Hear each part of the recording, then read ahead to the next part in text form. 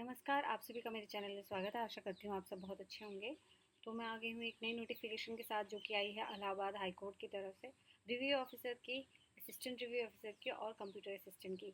तो बच्चों, आप सब लोग तैयार हो जाइए एक सरकारी नौकरी के लिए जो कि आई है इलाहाबाद हाई कोर्ट से। रिव्यू ऑफिसर हो, चाहे असिस्टेंट रिव्यू ऑफिसर हो, चाहे कंप्यूटर असिस्टेंट हो, अब इसकी तैयारी करिए और एक सरकारी नौकरी अपने पास रखिए। इम्पॉर्टेंट डेट्स की अगर बात करें तो जो है 1 जून से, यानी कि इसके फॉर्म फिल होना शुरू हो गए हैं, ऑनलाइन ही शुरू हुए हैं और ऑनलाइन ही इसके फॉर्म होंगे फिल। 21 जून इसकी जो है वो लास्ट डेट है फॉर्म फिल करने की, और 22 जून जो है आपकी फ़ीस जो है सबमिट करने की लास्ट डेट है। और 24 और 25 जून को जो है वो विंडो करेक्शन, यानी कि आपने कुछ गलती कर दी है अगर फॉर्म में तो उसको आप करेक्ट कर सकते हैं, वो आप 24-25 जून को कर सकते हैं। तो जैसा मैंने बता दिया 1 जून से फॉर्म फिल होने शुरू हो गए हैं, 21 जून लास्ट डेट है। लेकिन ये नहीं कि आप 21 जून को करें, आप जल्दी से जल्दी, अभी आज बहुत दिन पड़े हैं, आज 3 तारीख है, तो अभी आपके पास बहुत समय है, आप भर सकते हैं, लेकिन लास्ट मिनट के लिए नहीं छोड़िएगा। वैकेंसी और सैलरी की बात करें तो ठीक है, 7th पे कमीशन के तहत आएगी। रिव्यू ऑफिसर की जो है वैकेंसी आई है, 138 पोस्ट आई है और ये पे लेवल 8 रहने वाला है, और ये पे स्केल जो है इतने से इतने रेंज के बीच रहेगा।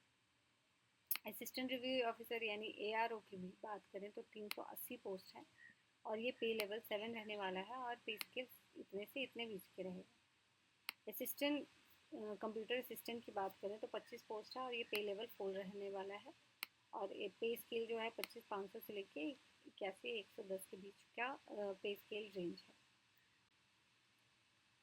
और अगर हम लोग इसका मतलब रिजर्वेशन की बात करते हैं तो 20% जो है वो रिजर्वेशन जो है वो मिल रहा है OBC कैंडिडेट्स को, जो उत्तर प्रदेश के जो हैं उन लोगों को, ठीक है। और SC ST को मिल रहा है 21% और 2%। 21% जो है वो शेड्यूल कास्ट के लिए रिजर्व है, यूपी के जो है, और 2% जो है ST यानी शेड्यूल ट्राइब के लिए, जो यूपी के में ही रहने वाले हैं या यूपी के ही लोग हैं, उनको 2% ST का ही रिजर्वेशन मिला हुआ है। और ये जो वर्टिकल रिजर्वेशन मिला है ये सिर्फ और सिर्फ नेटिव यूपी रेजिडेंट्स के लिए, यानी कि जो यूपी के लोग हैं, आउटसाइड यूपी वालों को ये रिजर्वेशन नहीं मिली है। अब अगर एलिजिबिलिटी क्राइटेरिया की बात करते हैं तो सबसे पहले मैंडेटरी क्या है, एकेडमिक डिग्री ज़रूरी है, किसी भी कोई भी बैचलर डिग्री होना चाहिए किसी भी यूनिवर्सिटी से, ठीक है। दूसरा, टेक्निकल सर्टिफिकेशन होना चाहिए, चाहे उसने डिग्री या डिप्लोमा किया है कंप्यूटर साइंस में या उसके पास O लेवल सर्टिफिकेट है।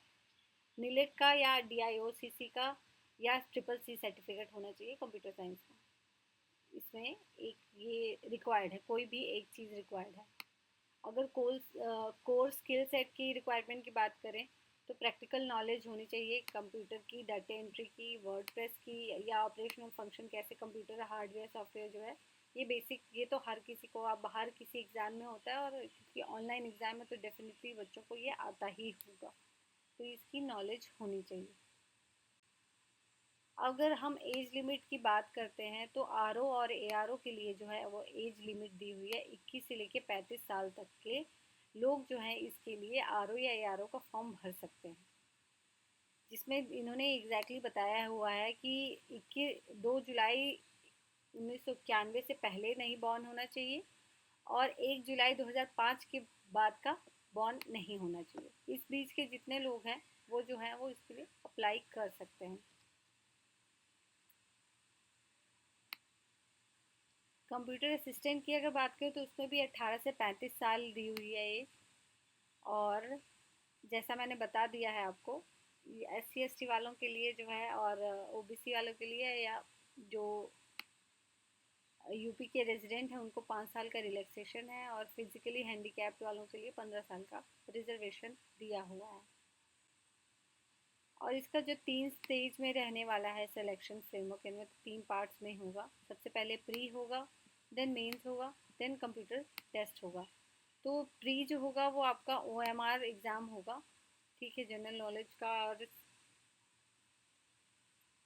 OMR के थ्रू होगा आपका एग्ज़ाम। OMR एग्ज़ाम कंडक्ट कराया जाएगा जिसमें जीके और एप्टीट्यूड रहेगा। और फिर नेक्स्ट स्टेज आएगा मेंस का, जिसमें आपको पेन और पेपर टेस्ट चेकिंग होगा। मतलब आपको ऐसे राइटिंग और लैंग्वेज और कॉम्प्रिहेंशन ये सब दिया जाएगा। तीसरा जो रहने वाला है वो आपका कंप्यूटर का टेस्ट होगा, जिसमें आपको English software typing assistant, evaluating speed या रेप्लिकेशन फॉर्मेट एक्यूरेसी, ये सब चीज़ें जो हैं पूछी जाएंगी।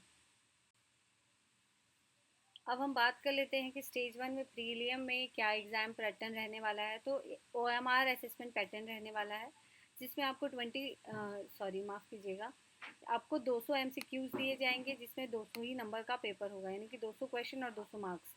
ड्यूरेशन आपको देने वाले हैं टोटल आपको 3 घंटे, यानी कि 180 मिनट का पेपर रहने वाला है, जिसमें कोई सेशन डिवीज़न नहीं है। मतलब अगर ऐसा नहीं है कि आपको पहले ये करना है फिर ये करना है, आप कोई सा भी सेक्शन जो है वो चूज़ कर सकते हैं।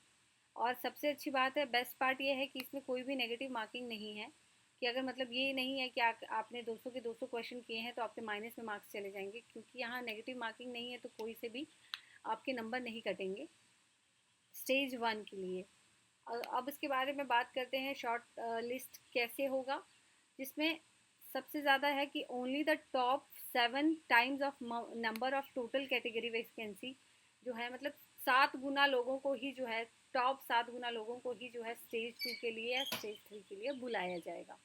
तो कंपटीशन बहुत तगड़ा रहने वाला है, क्योंकि इसमें ना नेगेटिव मार्किंग है, और बच्चे जो हैं, और एज भी है 35 ईयर्स तक, तो बहुत बच्चे जो हैं इसके लिए अप्लाई करेंगे। तो आप अपनी पूरी तैयारी करिए और एग्ज़ाम की प्रिपरेशन करिए। स्टेज 2 की बात करें तो मेंस का जो है रिटन एग्ज़ाम होता है। अब रिटन एग्ज़ाम जो है वो उसमें 4 सेक्शन रहने वाले हैं, सेक्शन A, B, C और D, जिसमें सबसे पहले रहेगा इंग्लिश का एसे राइटिंग, जो 30 नंबर का होगा। इसमें आपको डिस्क्रिप्टिव एक एसे लिखने को होगा, जिसमें 200 वर्ड्स का एसे आपको लिखना होगा। उसके बाद आपको इंग्लिश का ही प्रिसाइज राइटिंग होगी, जिसमें समराइजेशन, लॉजिक, ग्रामर या टाइटल सिलेक्शन, इस टाइप का कोई भी आपको दे देंगे, तो उसके भी आपके 30 मार्क्स का होगा वो भी। तीसरा आपका डबल ट्रांसलेशन, यानी कि इंग्लिश से हिंदी का और हिंदी से इंग्लिश का आपका होगा टेस्ट, और वो 50 मार्क्स का होगा। और उसी के बाद आपका सेक्शन डी जो है वो इसमें कॉम्प्रिहेंशन, यानी आपको एक पैसेज दे देंगे, जिसमें आपको एनालिटिकल एवेल्यूशन करना है कि कैसे क्या है उस पैसेज का, कॉम्प्रिहेंशन का क्या है। तो वो आपके 40 मार्क्स का रहने वाला है, तो इस हिसाब से आपका मेंस रहेगा। ठीक है।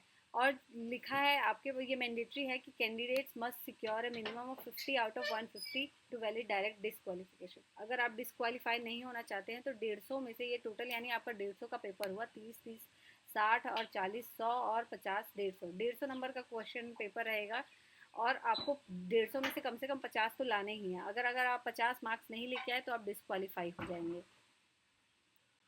स्टेज 3 की अगर बात करते हैं तो स्टेज 3 जो है वो कंप्यूटर टेस्ट रहने वाला है, जिसमें 50 मार्क्स टोटल जो है 50 मार्क्स का रहने वाला है, जिसमें आपको 20 मिनट मिलेंगे और 25 मार्क्स कम से कम लाने होंगे क्वालिफाई करने के लिए, और 500 वर्ड का पैसेज आपको टाइप करना होगा।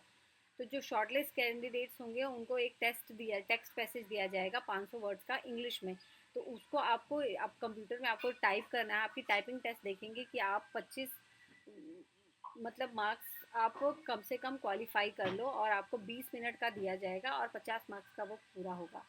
और इसमें हालांकि ये जो है पेनल्टी रहेगी, 0.1 मार्क्स डिडक्शन होगा अगर कोई भी आपकी गलती हुई, आपने कुछ स्किप किया वर्ड, तो वो उसमें भी आपकी जो है वो मिस्टेक उसको कंसीडर किया जाएगा। और आप जिसने कोई भी मिस्टेक नहीं किया उसको जो है वो फुल मतलब मार्क्स मिलने वाले हैं। तो प्रैक्टिकल टाइपिंग का मैंने बता दिया कि 25 वर्ड पर मिनट यानी मैंडेटरी है, तो आपको ये चीज़ के लिए आपकी टाइपिंग स्पीड पे काम करना होगा। आप अच्छे से अभी से ही आप टाइपिंग स्पीड पे काम करने लग जाइए, और आप आज ही अपना रजिस्टर करिए। आपका ये वेबसाइट है, यहाँ जाके आप अपना फॉर्म फिल कर सकते हैं, www.allahabadhighcourt.in पे जाके आप फॉर्म फिल कर सकते हैं। तो अगर कोई क्वेरी हो, अगर आपको कोई डाउट है तो आप डेफिनेटली पूछ सकते हैं। All the very best, thank you.